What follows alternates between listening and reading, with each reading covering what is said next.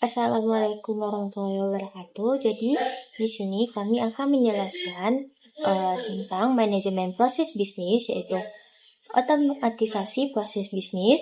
Di sini saya bersama teman saya. Pertama-tama perkenalkan, nama saya Tiara Maria Sarani dengan NIM akhir 18 dan Urediana dengan NIM 24, Utin Dita Ariana dengan NIM 28 dan Kalindra Maulita Syafitri dengan NIM 70. Nah, jadi lanjut saja, apa latar belakangnya? Jadi, dalam era globalisasi ini dan digitalisasi, persaingan di industri jasa ekspedisi ini semakin ketat. Nah, perusahaan itu tidak hanya dituntut untuk mengirimkan barang dan cepat dan aman, tetapi juga mampu memberikan layanan yang efisien, transparan, dan dapat diandalkan. Jadi untuk mencapai hal tersebut, perusahaan tuh perlu yang namanya memiliki pengelolaan yang terstruktur dengan baik, mulai dari perencanaan strategis hingga pelaksanaan operasional sehari-hari.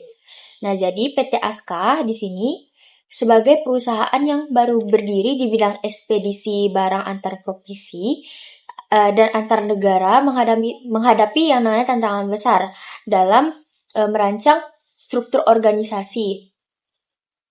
Jadi sebagai perusahaan baru, PT Aska itu harus mampu merancang yang namanya struktur organisasi dan alur kerja yang jelas.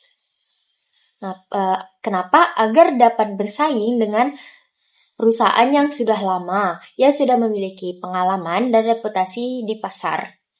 Nah, salah satu kunci keberhasilan dalam membangun perusahaan itu dengan memahami perbedaan antara fungsi bisnis dan proses bisnis, serta bagaimana mengubah fungsi-fungsi tersebut menjadi proses yang terukur dan efektif. Jadi, fungsi bisnis ini merujuk pada area kerja atau departemen dalam perusahaan yang memiliki tanggung jawab spesifik, seperti manajemen, keuangan, distribusi, dan dukungan dari teknologi informasi. Lalu sementara itu, proses bisnis itu adalah serangkaian aktivitas yang saling terkait dan terstruktur untuk menghasilkan nilai bagi pelanggan atau mencapai tujuan perusahaan. Nah, perubahan dari pendekatan fungsi bisnis ke proses bisnis ini membantu perusahaan melihat operasionalnya secara menyeluruh, tidak hanya dari sudut pandang satu departemen saja, tetapi bagaimana seluruh bagian bekerja sama. Nah, jadi dalam PT Aska, perusahaan itu memiliki 4 area fungsi utama, yaitu manajemen yang bertanggung jawab atas perencanaan bisnis dan pengambilan keputusan. Lalu ada accounting and finance, itu mengelola perencanaan, pengelolaan, dan kontrol keuangan. Setelah itu ada distribution yang menerima dan mengirimkan barang kepada pelanggan. Lalu IT support yang mendukung aktivitas bisnis melalui pemanfaatan teknologi informasi.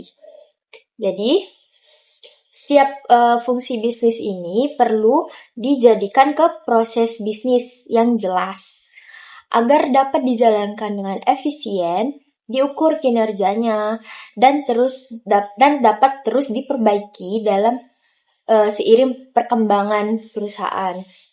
Jadi, untuk mendukung pemahaman dan implementasinya, diperlukan yang namanya alat bantu visualisasi dan manajemen itu seperti RACI Matrix dan Business Process Model and Notasi atau BPMN.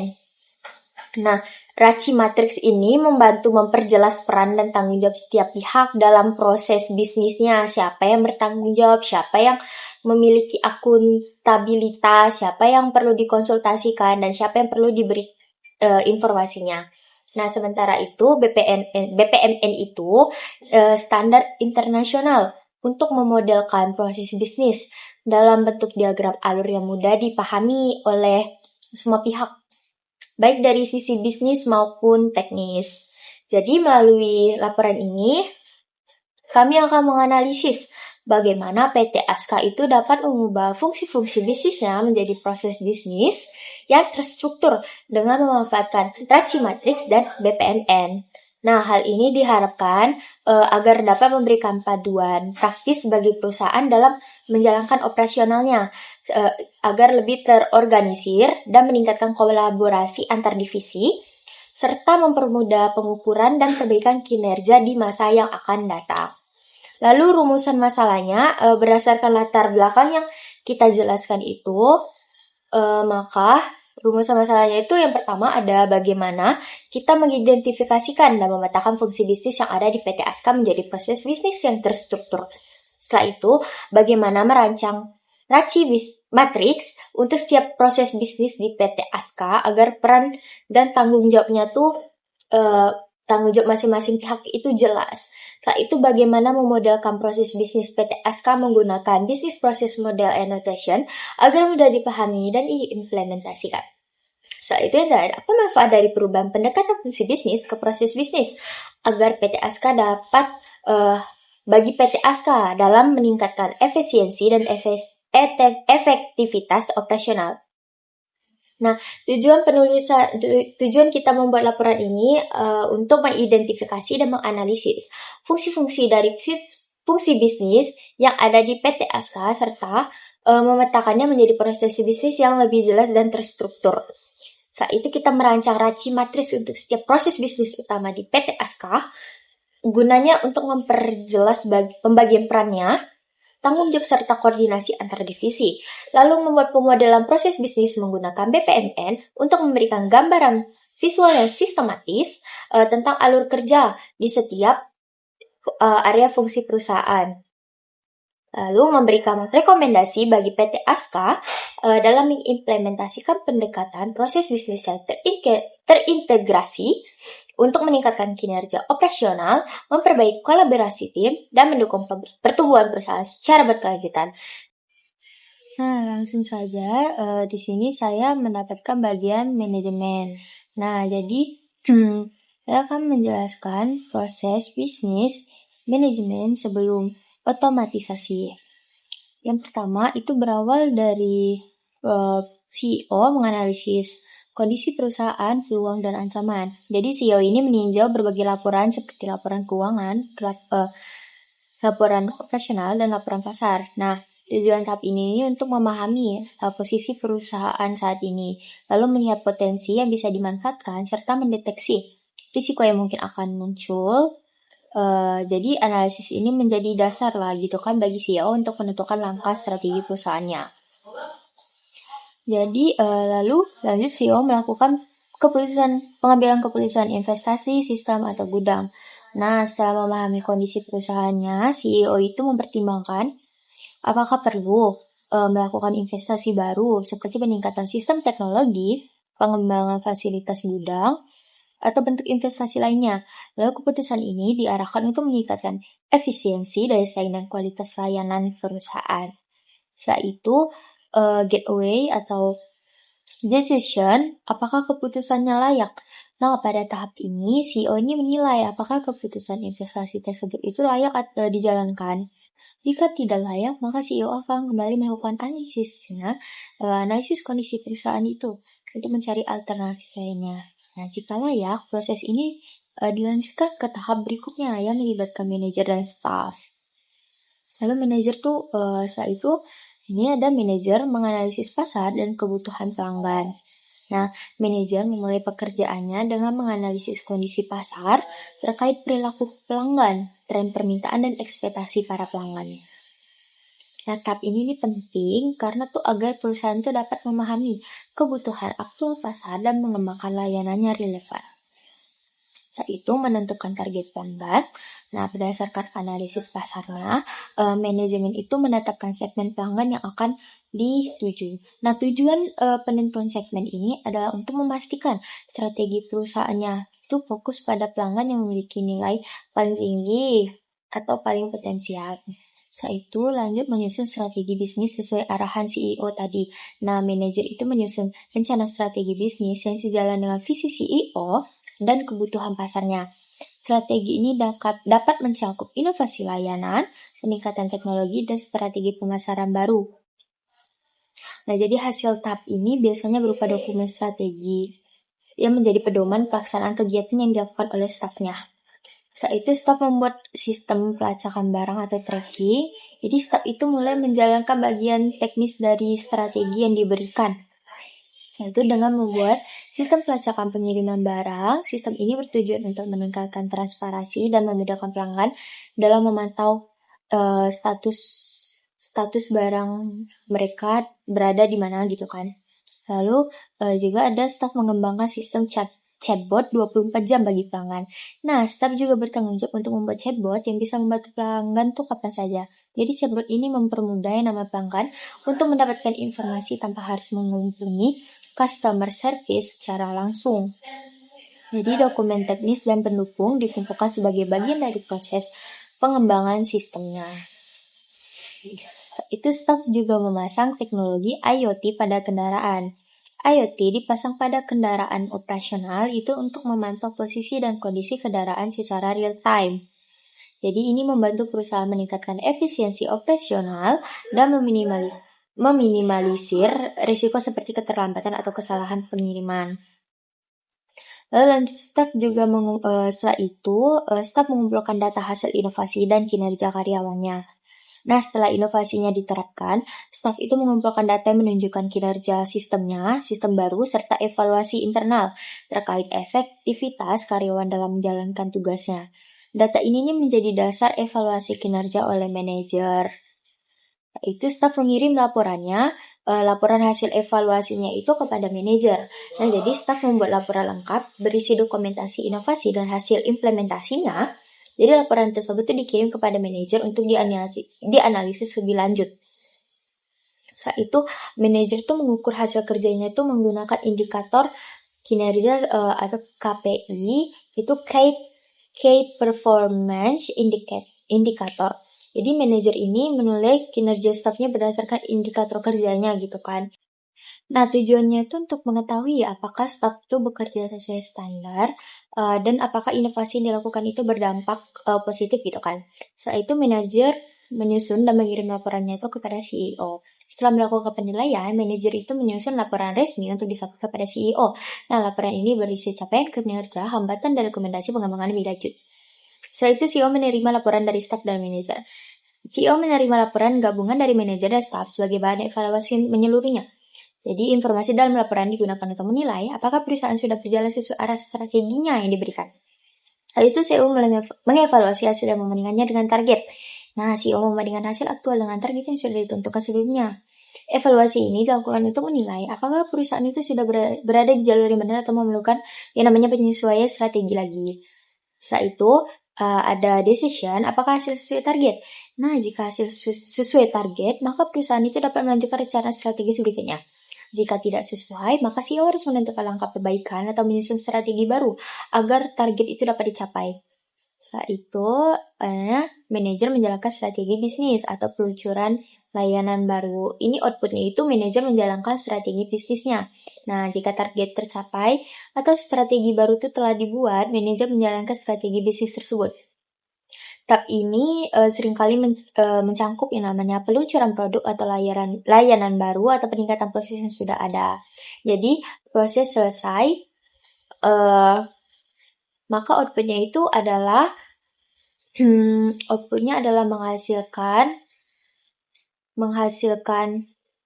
menjalankan strategi bisnis atau peluncuran layanan yang baru. Nah, jadi lanjut kita ke manajemen proses bisnis yang sudah terotomatis.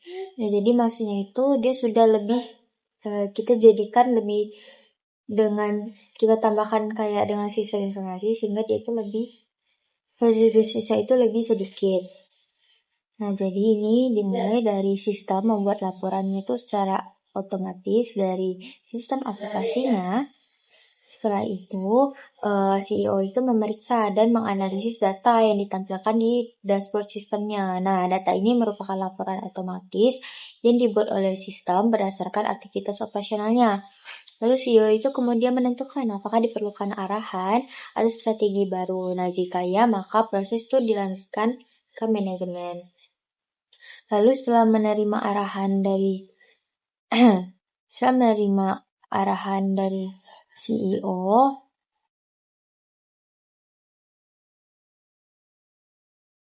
Setelah menerima arahan dari CEO, manajemen itu mengevaluasi dan menyesuaikan strategi yang diusulkan. Kemudian, manajemen menyetujui strategi tersebut agar dapat diterjemahkan menjadi tugas yang operasional. Lalu, sistem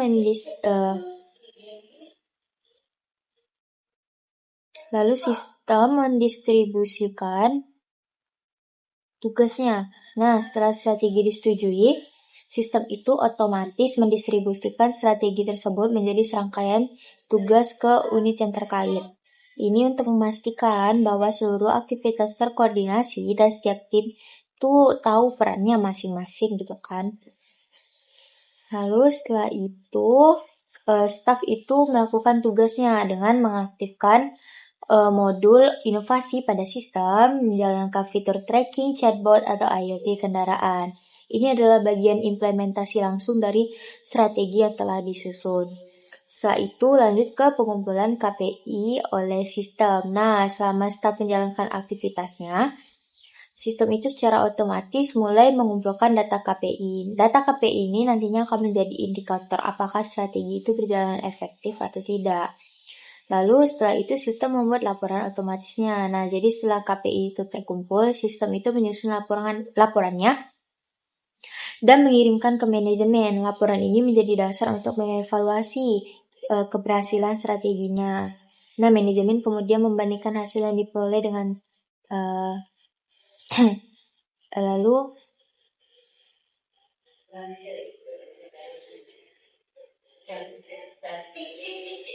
Lalu manajemen tuh membandingkan hasil yang diperoleh dengan target yang telah ditetapkan sebelumnya. Pada tahap ini muncul dua kemungkinan. Jika hasilnya sesuai target, maka itu strategi dianggap berhasil dan perusahaan itu dapat melanjutkan ke peluncuran layanan.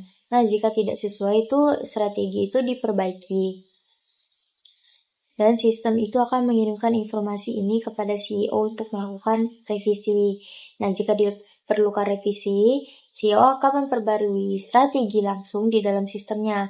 Setelah diperbaiki, proses kembali ke tahap awal untuk dianalisis dan disetujui ulang. Jadi, prosesnya itu lebih singkat daripada proses as is. Jadi, proses ini lebih singkat itu kayak dimulai dari CEO yang melihat laporan sistem, lalu memberi arahan. Setelah itu manajemen tuh kemudian menyusunnya dan menyetujui strateginya. Lalu sistem mendistribusikan strategi itu menjadi tugas kepada staf dan staf tuh menjalankan tugasnya. Setelah itu lalu tuh sistem tuh mengumpulkan KPI dan membuat laporan otomatisnya. Lalu manajemen mengevaluasi hasilnya. Jika sesuai target, strategi akan dijalankan, dan jika tidak, CEO itu akan melakukan revisi dan siklus itu dinilai kembali. Jadi, itu saja. Halo semuanya, perkenalkan nama aku Tintariana dengan NIM H1101251028. Nah, setelah kita mendengarkan penjelasan dari teman kita tadi mengenai proses dari manajemen, nah di sini aku bakalan melanjutkan bagian yang berikutnya gitu, yaitu menjelaskan proses accounting and finance dengan fokus, yaitu judulnya laporan keuangan, membuat laporan keuangan. Nah, sebelumnya itu aku akan menjelaskan apa sih itu ASIS. Nah, ASIS itu adalah kondisi proses kerja, yaitu saat ini atau sedang berjalan di perusahaan. Nah, dalam konteks pelaporan keuangan ini, ASIS itu menggambarkan bagaimana tim accounting and finance itu mengelola anggaran, pencatatan transaksi, monitoring kas, hingga penyusunan laporan secara manual atau semi manual. Nah, biasanya proses ini itu melibatkan banyak file spreadsheet, pengecekan berulang, dan komunikasi yang tidak struktur, sehingga memakan waktu yang lebih lama gitu. Nah, langsung aja ke proses laporan transaksi keuangannya. Nah, di sini proses anggaran itu dimulai ketika staf keuangan itu mengumpulkan dan menghitung kebutuhan dana investasi dan operasional. Nah, di sini staf keuangan itu akan meminta data kebutuhan dana dari setiap divisi. Mereka itu bakalan mengumpulkan informasi tentang rencana investasi, proyeksi biaya operasional, serta estimasi kebutuhan jangka pendek dan jangka panjang. Nah, seluruh data tersebut kemudian akan dihitung secara manual untuk menentukan total kebutuhan dana perusahaan. Terus lalu staf keuangan itu akan menyusun perkiraan arus kas masuk dan keluar dalam periode tertentu. Nah, di sini setelah kebutuhan dana tadi itu dihitung gitu, staf tuh menyusun proyeksi arus kas masuk dan keluar seperti pendapatan, pembayaran gaji vendor, biaya rutin, dan lain-lain. Nah, proses itu pun menggunakan spreadsheet sehingga rawan terjadi yang namanya human error atau prosesnya bisa memakan waktu yang cukup lama. Nah, setelah menyusun perkiraan arus kas masuk dan keluar, maka lanjut ke finance manager. Nah, di sini finance managernya akan menggabungkan data kebutuhan modal dan cash flow menjadi draft anggaran tahunan. Nah, di sini semua data dari staf keuangan tadi digabungkan oleh finance manager untuk membentuk draft anggaran tahunan. Nah, proses ini tuh memerlukan pengecekan berulang karena data berasal dari banyak sumber dan belum terstandarisasi oleh sistem. Nah, setelah menggabungkan data kebutuhan tadi, maka finance manager akan membuat dokumen final usulan dana untuk dikirim ke CFO. Nah, setelah draft tadi itu diperbaiki, finance manager itu menyusun dokumen resmi berisi rincian anggaran, kebutuhan modal, serta proyeksi keuangan yang akan diserahkan oleh ke CFO untuk dianalisis lebih lanjut gitu. Terus lanjut ke CFO. Di sini CFO akan melakukan review formal atas anggaran yang diajukan. Nah, di sini tuh CFO akan meninjau setiap item itu dalam anggaran untuk memastikan anggaran itu sesuai itu dengan strategi perusahaan, target pertumbuhan, dan kebijakan pengeluaran. Nah, proses review ini biasanya melibatkan banyak revisi gitu dan komunikasi bolak-balik. Terus lanjut CFO itu mengecek kemampuan perusahaan apakah memenuhi likuiditas atau enggak. Nah, di sini CFO itu memastikan perusahaan itu memiliki likuiditas yang cukup untuk membiayai operasional tanpa mengganggu stabilitas keuangan. Jadi kalau misalnya kemampuan perusahaan ini memenuhi likuiditas, maka lanjut ke monitoring dan pencairan. Kalau enggak, maka akan dilakukan yang namanya revisi anggaran. Nah, monitoring dan pencairan ini di sini staf itu memantau permintaan pencairan dana gitu dari setiap visi, terus melakukan verifikasi dan mengeksekusi pencairan. Terus lanjut ke menangani transaksi pembayaran dan penerimaan data. Di sini staf itu akan menangani gitu segala transaksi dari pembayaran dan penerimaan data yang dilakukan. Terus lanjut menempatkan dana pada instrumen investasi dan pinjaman kas. Ini juga dilakukan oleh staf keuangan untuk melakukan penempatan dana dan instrumen investasi dan pinjaman kas itu. Nah, lanjut di sini finance manager akan melakukan pengawasan transaksi harian dan saldo rekening. Nah, di sini tuh finance manager tuh akan memeriksa gitu semua transaksi dan saldo rekening untuk memastikan tidak ada ketidaksesuaian itu. Lalu lanjut di sini staf keuangan akan menyusun laporan bulanan, kuartal, dan tahunan. Nah, setelah itu staf keuangan itu akan melakukan yang namanya verifikasi akurasi laporan dan fisik. Nah, di sini di akhir periode ini staf itu melakukan rekonsiliasi antara laporan keuangan, basic, dan kas fisik untuk diverifikasi gitu akurasi dari laporan dan kas fisik tersebut. Terus lanjut ke finance manager. Nah, di sini finance manager itu membandingkan realisasi dengan anggaran dan melakukan budget control.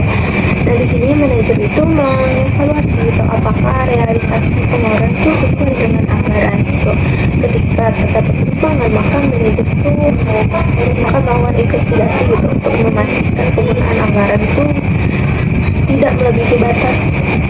Terus lanjut, di sini CFO itu akan mengevaluasi laporan dan kondisi keuangan perusahaan.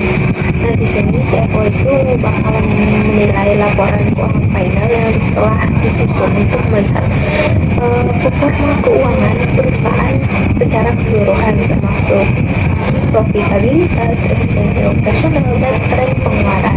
Nah, setelah itu CFO itu akan memvalidasi keakuratan laporan keuangan final. Jadi sebelum laporan itu dipublikasikan, CFO itu memastikan semua data dan angkanya itu udah benar.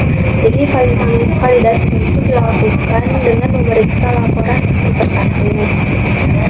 Terus di sini dia tuh akan ngecek kalau laporannya akurat atau enggak.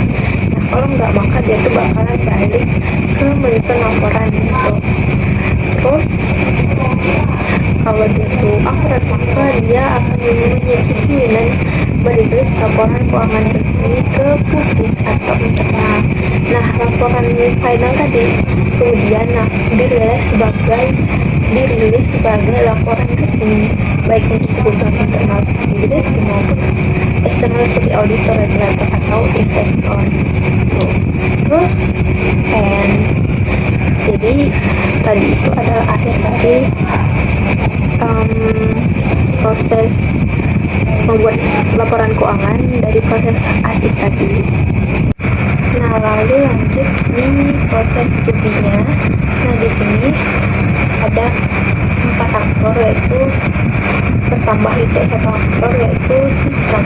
Di sini 4 aktornya terdiri staf keuangan, finance manager, CFO, dan sistem.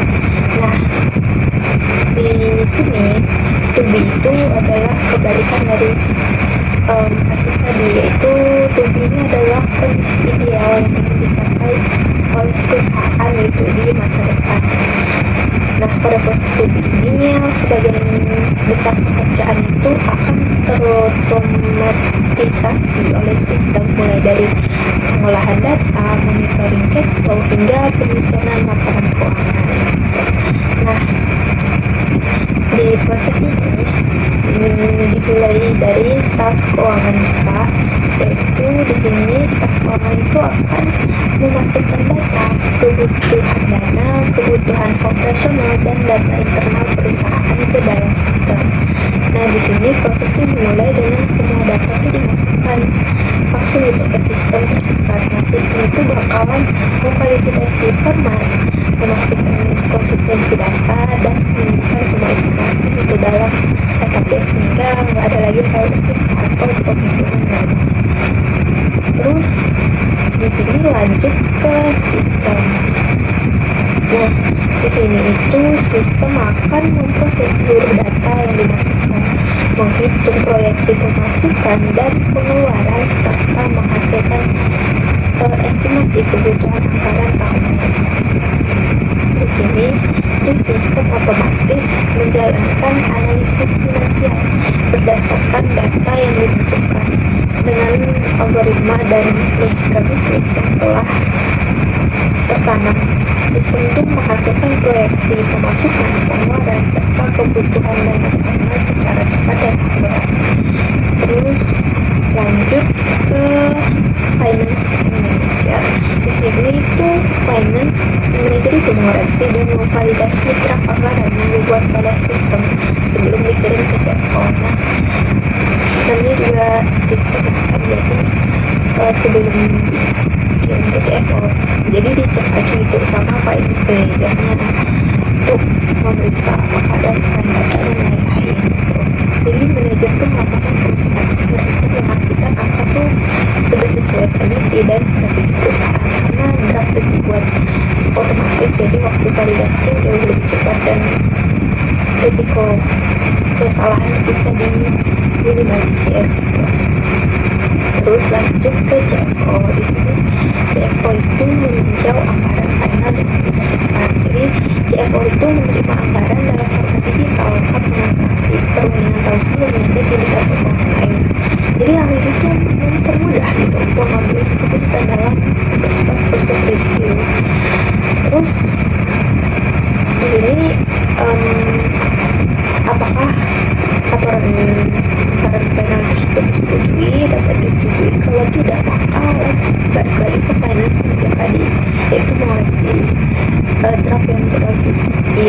Terus kalau dapat disetujui, maka lanjut ke sistem lagi, yaitu monitoring anggaran, arus kas dan pencairan anggaran secara real time. Jadi setiap transaksi yang terjadi itu langsung tercatat dalam sistem. Jadi sistem itu juga memberikan sebuah kayak peringatan gitu jika penggunaan anggaran itu mendekati batas atau jika ada risiko kekurangan kas.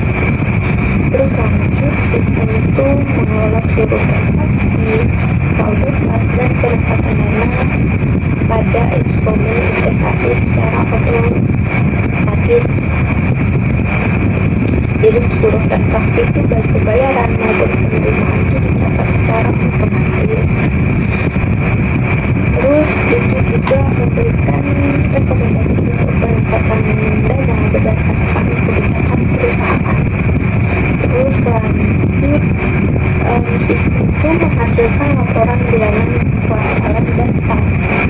Jadi laporan itu tidak dibuat lagi secara manual oleh staf keuangan. Maka di sini sistem itu akan secara otomatis mengekstrak data dari kasar, terus grafik analisis dan menganalisis laporan sesuai standar pelaporan keuangan. Terus lanjut ke finance manager. Di sini finance manager itu meninjau lagi laporan untuk memastikan data dan alih kas itu sudah sesuai atau belum sebelum dikirim ke CFO. Terus lanjut menerima laporan final dan memeriksa laporan akhir keuangan perusahaan oleh CFO. Jadi di sini tuh CFO akan menerima laporan dari finance manager dan memeriksa laporan akhir keuangan perusahaan tersebut. Terus apakah laporan tersebut itu disetujui atau tidak? Kalau tidak, maka balik lagi ke finance manager untuk ditinjau kembali laporan tersebut. Nah, kalau iya, maka laporan tersebut akan dipublikasikan oleh sistem. Lalu berakhirlah proses pembuatan laporan keuangan tersebut.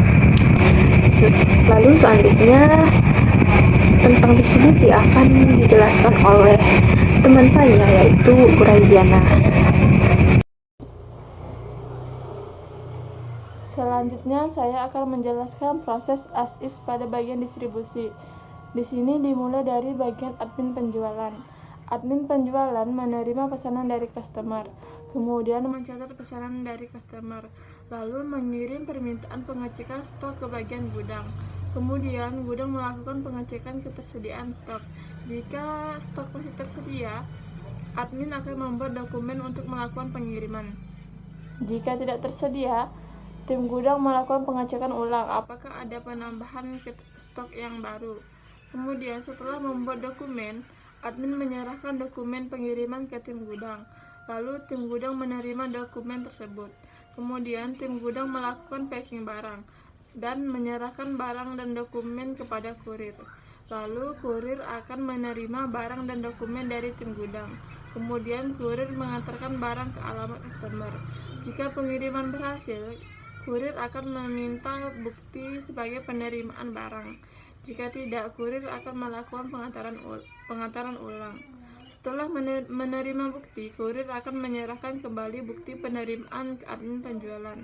Kemudian, admin penjualan menerima bukti pengiriman dari kurir. Maka proses dari distribusi itu sendiri selesai. Selanjutnya, saya akan menjelaskan proses to be pada bagian distribusi. Yang pertama dimulai dari bagian admin penjualan. Admin penjualan menerima pesanan dari customer melalui sistem. Kemudian sistem secara otomatis mencatat pesanan tersebut tanpa input manual dari admin. Lalu, sistem melakukan pengecekan stok secara otomatis. Kemudian, sistem membuat dokumen pengiriman dan mengirimkannya ke tim gudang. Lalu, tim gudang menerima dokumen pengiriman dan melakukan pengambilan barang di gudang dan melakukan packing barang. Dan setelah melakukan packing barang, tim gudang menyerahkan dokumen dan barang kepada kurir. Lalu, kurir menerima barang dan dokumen, lalu mengantarkannya ke alamat customer. Jika pengantaran berhasil, kurir akan meminta bukti sebagai bukti keberhasilan pengiriman. Jika tidak, kurir akan melakukan pengiriman ulang. Kemudian, setelah kurir meminta bukti pengiriman, sistem menerima bukti pengiriman dan mengirimkan notifikasi ke admin secara otomatis mengenai pengiriman. Lalu, admin menerima notifikasi bukti pengiriman tersebut, maka proses distribusinya selesai. Assalamualaikum warahmatullahi wabarakatuh. Perkenalkan, nama saya Kalindra Mutasya Fitri dengan NIM akhir 70. Baik, di sini saya akan menjelaskan BPMN as is tentang IT support. Yang pertama, kita mulai dari IT manager. Kemudian, user menyediakan infrastruktur. Selanjutnya, ke sistem administrator. User mengimplementasikan sistem. Kemudian, kita ke helpdesk. User menerima tiket atau keluhan dari user. Selanjutnya, menganalisis tingkat masalah secara manual. Kemudian, kita ke sistem administrator, yaitu mengintegrasikan sistem antar departemen secara manual. Kemudian user melakukan pemeliharaan sistem secara rutin. Selanjutnya, user memonitoring sistem 24 jam. Kemudian, kita melakukan pengecekan apakah ada risiko. Jika tidak, maka kita akan kembali ke monitoring sistem 24 jam. Jika ya, user mengidentifikasi akar masalah dan melakukan perbaikan. Selanjutnya, kita melakukan pengecekan kembali apakah berhasil diperbaiki. Jika tidak, maka kita kembali lagi ke monitoring 24 jam. Jika ya, maka user mencatat insiden, tindakan, dan solusi untuk keperluan audit. Dan user mengoutput insiden report.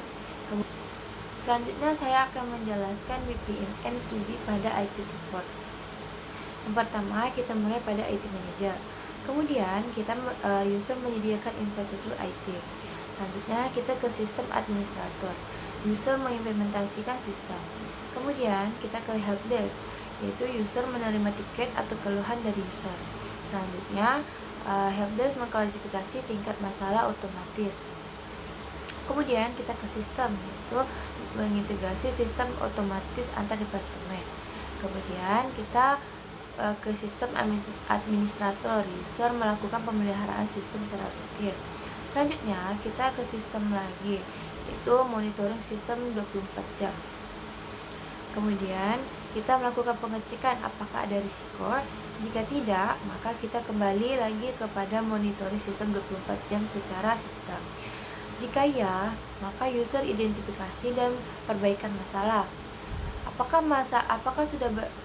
berhasil diperbaiki? Jika tidak, maka kita kembali lagi ke monitoring sistem 24 jam secara sistem. Jika ya, maka sistem administrator melakukan generate laporan insiden dan solusi otomatis untuk audit. Kemudian mengoutput insiden report. Dan proses pun selesai.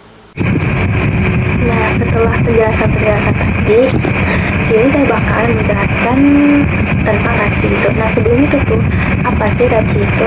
Jadi RACI itu adalah sebuah model atau matriks yang digunakan untuk menjelaskan peran dan tanggung jawab setiap pihak dalam suatu proses kerja. Nah, RACI ini yaitu ada responsible, accountable, consultant, dan informant. Responsible itu adalah orang yang bertanggung jawab, yaitu orang yang mengerjakan tugas, yaitu setiap tugas itu harus memiliki setidaknya satu, tetapi tidak lebih dari satu orang yang bertanggung jawab. Terus ada accountable, yaitu orang yang memiliki akuntabilitas akhir untuk tugas itu dan menyetujui penyelesaiannya. Terus ada konsultan, orang yang memberikan masukan atau keahlian yang relevan untuk tugas tersebut dan perlu diajak bicara sebelum keputusan dibuat. Terus ada informan, orang yang perlu diberitahu tentang kemajuan atau hasil tugasnya, tetapi tidak perlu memberikan masukan atau persetujuan. Ini adalah RACI yang telah kelompok kami buat. Nah, sebagai contoh, saya akan mengambil contoh dari Raji bagian distribution. Nah, dimulai dari aktivitas asisnya yaitu menerima pesanan dari customer. Nah, di sini yang berperan sebagai responsible itu admin penjualan. Kenapa? Karena admin itu adalah pihak utama yang berhubungan dengan customer. Jadi sehingga dialah yang menerima dan bertanggung jawab penuh terhadap pesanan gitu. Terus di sini tim gudang dan kurir itu berperan sebagai informat, itu sebagai yang diinformasikan, karena tim gudang dan kurir ini hanya perlu tahu gitu kalau ada pesanan gitu. Terus lanjut ke mencatat pesanan. Di sini yang berperan sebagai responsible juga admin penjualan, karena admin itu merupakan bagian administrasi. Terus tim gudang dan kurir juga berperan sebagai informat, yaitu orang yang diinformasikan. Terus lanjut mengirim permintaan pengecekan stok ke gudang. Nah, di sini admin penjualan itu berperan sebagai responsible juga, karena admin yang memproses pesanan dan bertanggung jawab untuk menanggapi permintaan stok gitu. Terus lanjut tim gudang. Di sini tim gudang itu berperan sebagai akuntabel dan konsisten. Jadi di sini tim gudang itu yang memberi masukan gitu. Terus perlu juga diajak bicara sebelum keputusan itu dibuat. Terus di sini kurir sebagai orang yang diinformasikan, karena kurir itu hanya memberikan info gitu. Terus lanjut mengecek ketersediaan stok. Di sini admin penjualan itu berperan sebagai informat, yaitu orang yang diinformasikan. Terus tim gudang itu berperan sebagai responsible atau accountable. Kenapa? Karena tim gudang itu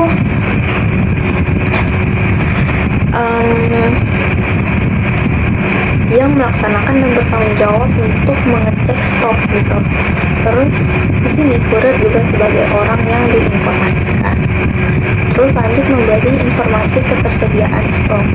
Nah, di sini admin penjualan itu sebagai informat juga, yaitu yang menerima informasi tentang ketersediaan stok tersebut. Nah, yang bertanggung jawab itu adalah tim gudang, karena tim gudang itu yang mengetahui detail stok gitu, sehingga mereka lah yang memberi informasi resmi gitu. Terus kurir juga sebagai orang yang diinformasikan, yaitu informat yang mendapat informasi tentang ketersediaan stok tersebut. Terus di sini membuat dokumen pengiriman. Nah, di sini yang bertanggung jawab atau responsible itu adalah admin penjualan, karena di sini admin yang memang bertugas sebagai membuat dokumennya tersebut. Terus di sini tim gudang, di situ dia berperan sebagai konsultan, karena tim gudang itu dikonsultasikan terkait jumlah barang dan detail fisik barang. Terus di sini kurir berperan sebagai informat, yaitu informasi bahwa dokumen tersebut akan diberikan. Nah, di situ terus lanjut ke menerima dokumen dan barang dari tim gudang. Nah, di sini admin penjualan dan gudang itu berperan sebagai informat. Kenapa? Karena admin dan tim gudang ini hanya diberi info gitu kalau barangnya udah dikirim atau kurirnya tuh udah menerima barangnya. Nah, yang bertanggung jawab atau responsible itu di sini adalah kurirnya, karena kurirnya yang menerima barang dan dokumennya untuk dikirim ke alamat customer nanti. Terus lanjut mengantar barang ke alamat. Nah, di sini admin penjualan dan gudangnya itu hanya sebagai informan yang menginformasikan kalau barangnya ini sedang diantar. Terus yang bertanggung jawab juga di sini adalah kurirnya gitu, karena kurirnya yang bertanggung jawab mengantarkan barang ke customer. Terus di sini menyerahkan bukti pengiriman ke admin. Terus yang menerima informasi ini adalah admin penjualan dan gudang, karena admin dan gudang itu hanya menerima info bukti pengiriman dan mengetahui itu bahwa pengiriman itu sudah selesai. Terus yang menjadi tanggung jawabnya di sini responsible itu yaitu kurir, yaitu yang menyerahkan bukti pengiriman. Jadi dialah yang harus melakukannya gitu, karena dia yang mengirim barangnya. Terus lanjut ke bagian tulis rajinya. Nah, di sini tertambah satu atur, yaitu sistem. aktivitasnya di sini itu dimulai dengan menerima pesanan melalui sistem admin penjualan. Di sini berperan sebagai penjual, yaitu orang yang memiliki aktivitas akhir dan yang memberikan persetujuan penyelesaiannya. Terus tim gudang di sini sebagai tempat yaitu yang memberi informasi untuk menyiapkan stoknya nanti sesuai pesanan yang dipesan. Terus kurirnya juga sebagai informan. Terus yang menjalankan tugasnya ini adalah sistem itu sebagai responsible. Di sini sistem yang secara teknis itu menerima pesanan, terus lanjut mencatat pesanan secara otomatis. Di sini admin penjualan itu berperan sebagai informan, yaitu yang diberi informasi bahwa pesanan itu telah tercatat. Terus tim gudangnya di sini dia berperan sebagai informan juga, bahwa diberikan informasi tentang detail pesanan tersebut. Terus kurirnya juga sebagai informan yang diberikan informasi akan detail pengiriman di kemudian. Terus yang di sini sebagai responsible-nya adalah sistem yang menjalankannya, yaitu sistem yang mencatat otomatis pesanan tersebut. Terus lanjut melakukan pengecekan stok. Jadi di sini admin penjualan sebagai informan, yaitu yang diberitahukan informasi tentang ketersediaan tersebut.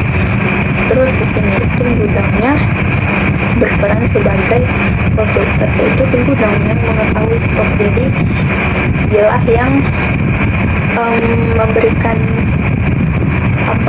masukan karena memang keahliannya relevan dalam tugas tersebut itu. Terus lanjut kurir itu sebagai informan, yaitu yang diinformasikan. Terus sistem itu sebagai responsible, yaitu yang secara otomatis menghitung stoknya. Terus lanjut membuat dokumen dan memberikannya ke tim gudang. Di sini admin penjualan itu sebagai informan yang menyampaikan informasi kalau dokumen itu berhasil dibuat. Terus tim gudang di sini sebagai akuntabel yang bertanggung jawab atas penerimaan dokumen dan memprosesnya. Terus di sini kurir itu berperan sebagai informan, yaitu yang diinformasikan kalau barang itu akan siap dikirim. Terus di sini sebagai responsibelnya adalah sistem itu yang menghasilkan dokumen secara otomatis. Terus lanjut menerima dokumen pengiriman, mengambil dan packing barang. Di sini admin penjualan itu sebagai informan, yaitu yang diberikan informasi gitu. Terus tim gudangnya ini sebagai responsible, itu akan mereka yang melakukan packing. Di sini kurirnya sebagai informan yang diinformasikan kalau barang itu siap diambil. Terus sistemnya itu sebagai informan juga yang berfungsi sebagai untuk mencatat statusnya. Terus lanjut menyerahkan dokumen dan barang ke kurir. Di sini admin penjualan juga sebagai informan, yaitu yang hanya memberikan informasi kalau barang itu sudah disepakati. Terus tim gudangnya sebagai responsible, yaitu yang menyerahkan barang tersebut. Terus kurirnya sebagai informan, yaitu yang menerima barangnya. Terus sistemnya itu sebagai informan juga, yaitu mencatat statusnya. Lalu lanjut menerima dokumen dan barang dan mengantarkannya ke customer. Dan di sini admin penjualan dan gudangnya itu berperan sebagai informan, yaitu yang hanya diberi informasi. Terus kurirnya itu sebagai responsible, yaitu orang yang menjalankan tugasnya dan bertanggung jawab yang mengantarkan barang tersebut ke customer. Terus sistemnya sebagai informan. Terus lanjut jika pengiriman berhasil, kurir mengambil bukti pengiriman. Nah, di sini admin penjualan dan gudangnya juga sebagai informan. Terus kurirnya sebagai responsible yang mengirimkan atau mengantarkan barang tadi ke customer. Terus ini sistemnya sebagai informan. Nah, terus jika tidak berhasil, kurir itu melakukan pengiriman ulang. Di sini admin penjualan dan gudang juga sebagai informan, itu yang hanya berinformasi. Yang bertanggung jawab sebagai sistemnya adalah kurir yang melakukan pengiriman ulang. Terus sistemnya juga sebagai informan, yaitu yang sebagai diinformasikan untuk kecelakaan pasien. Terus menerima bukti pengiriman, yaitu di sini admin penjualan gudang, kurirnya itu sebagai informan, itu yang hanya diberikan informasi. Di sini yang bertanggung jawab atau responsible-nya adalah sistemnya, yaitu yang mencatat bukti pengiriman. Jadi begitu akhir kaji dari distribution. Sekian dari kelompok kami. Kami sampaikan mohon maaf atas kesalahan kata dan kekurangan dalam penyampaian kami pada video kali ini. Saya tutup. Wassalamualaikum warahmatullahi wabarakatuh.